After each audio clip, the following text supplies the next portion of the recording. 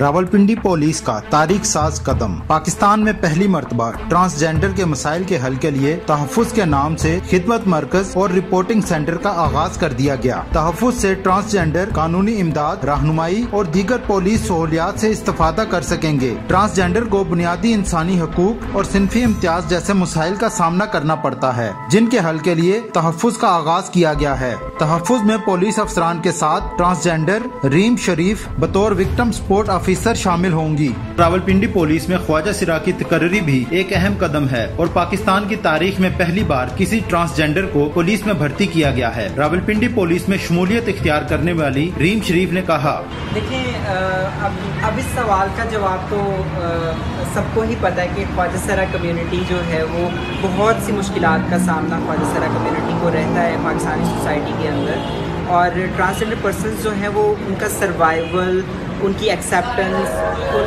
یہ ایک بہت لمبی جرنی ہوتی ہے اور بہت ڈیفیکلٹ جرنی ہوتی ہے۔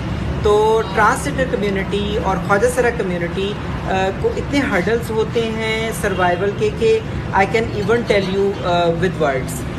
راولپنڈی پولیس کا یہ انیشیٹو تحفظ سینٹر ایک بہت پازیٹیو جو ہے وہ انیشیٹو ہے for the betterment of the community. تو اس انیشیٹو کے تھرو بہت سی آسانیاں پیدا ہو جائیں گی انشاءاللہ خواجہ سرا افراد کے لیے، ٹرانسجینڈر کمیونٹی کے لیے۔ تحفظ کے علاوہ ویمن پولیس اسٹیشن سے ہی متصل خدمت مرکز اور رپورٹنگ سینٹر برائے خواتین کا بھی آغاز کیا گیا ہے۔ Sajjad Haider, voice of Urdu. مزید خبروں کے لیے ہماری ویب سائٹ www.voiceofurdonewz.nl یا فیس بک پیج پر کلک کریں۔ اس کے علاوہ آپ یوٹیوب چینل کو بھی سبسکرائب کر کے نیوز اپڈیٹس لے سکتے ہیں۔ دیکھتے رہیے وائس آف اردو۔